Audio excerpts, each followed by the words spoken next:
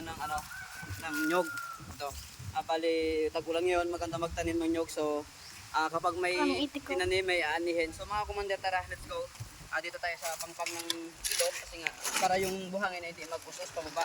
Kaya kailangan natin tamnan to mga commander. Tara, tatamnan natin. So bali ito nga pala ang tatanim ko. So ayan, sana mabuhay pa siya.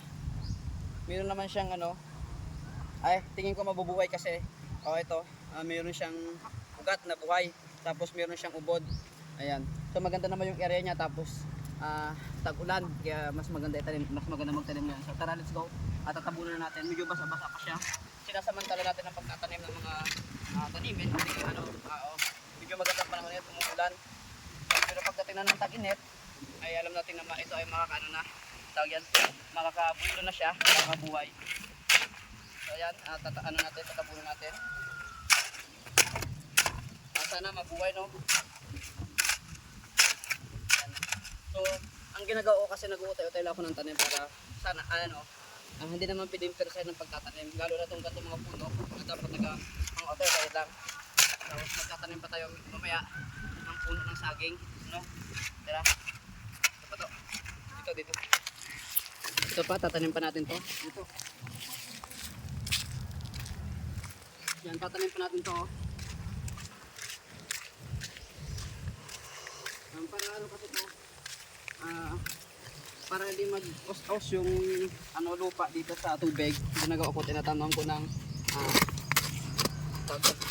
puno. Yan.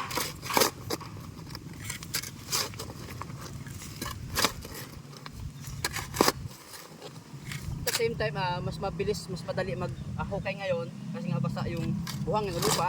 Mas madali hukayin ang mga lupa pag halimbawa lagi umulan, mas basa ang panahon. So tara, hindi ganong malalim ang pagtatanim ng puno kasi itong puno nito, ano sabi sa akin? Yan. Siguro kahit di malalim pagtatanim kasi nga baka mamatay, masasakal yung puno ng yung tanim ng nyog. Mga commander, tapos na akong tanim ng puno ng nyog. And I hope sana mabuhay kayo, no? Tingin ko naman mabubuhay kasi nga ilog, tapos basa, medyo ang panahon ngayon umuulan. So pagbigyan lang tayo kahit mga 2 linggo o 1 linggong umuulan ulit, ganito ang panahon.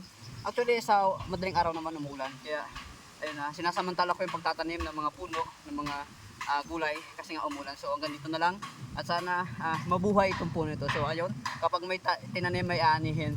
So after 5 years or 8 years bago ito mamunga. So kita-kita tayo after 8 years, no?